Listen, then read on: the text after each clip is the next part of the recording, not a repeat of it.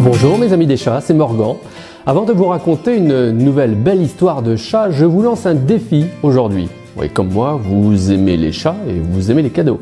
Si je sélectionne votre plus belle histoire de chat, je vais vous gâter. Comme je vous vois intéressé, laissez-moi vous dire comment je vais vous remercier.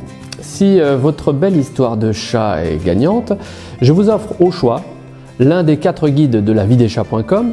Vous me direz celui que vous préférez, celui qui vous sera aussi le plus utile. Recettes pour 2 chats heureux ou comment réussir leur cohabitation.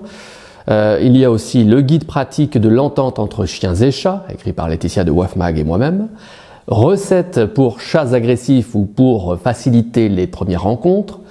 Ou encore ce 4e, recette contre les pipis de chat ou comment le ramener dans la litière.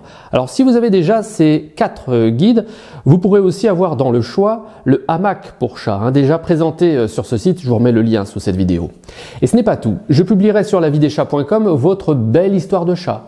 Si elle est sélectionnée bien sûr. Elle sera ainsi disponible sur ce site référence de La Vie des Chats, en vidéo également sur la chaîne YouTube et partagée dans toute la communauté des amis des chats sur la page Facebook de lavideschat.com. Alors comment faire? Envoyez votre plus belle histoire de chat maintenant.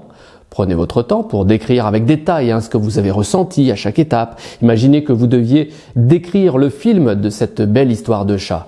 Je compte sur quelques belles photos également de votre chat. Envoyez le récit à cette adresse histoire@lavideschat.com. Voilà, histoire@lavideschat.com.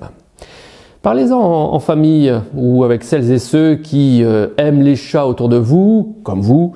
Vous avez forcément une belle histoire de chat à raconter. Ça peut être une situation anodine avec un comportement de chat incroyable ou un contexte exceptionnel avec un chat qui reste zen. Bon, en attendant vos belles histoires de chat, laissez-moi vous présenter cette chatte devenue marin au long cours. Elle s'appelle Amelia. Elle est entrée dans la vie de Liz Clark alors qu'elle n'avait que 6 mois et qu'elle était abandonnée. Leur première rencontre a eu lieu en Polynésie française. Liz Clark fait alors le tour du monde depuis des années sur son voilier de 40 pieds depuis 2006. Et en raison du travail de maintenance à bord, de son addiction au surf, elle n'a aucune place dans sa vie pour s'occuper d'un chat à bord. Touchée quand même par cette petite abandonnée, elle a recueilli dans l'espoir de pouvoir la placer ensuite dans une famille d'accueil. Seulement, au bout de plusieurs semaines, Liz Clark a dû se rendre à l'évidence qu'elle ne trouverait pas un nouveau foyer pour cette petite chatte qu'elle avait baptisée Amelia. Même si ce félin n'aimait pas trop ses premiers séjours à bord du voilier, appelé Swell, il a dû s'adapter à ce territoire mouvant. Amelia a même vraiment détesté son premier séjour, elle est même tombée à l'eau après une chute. Bon.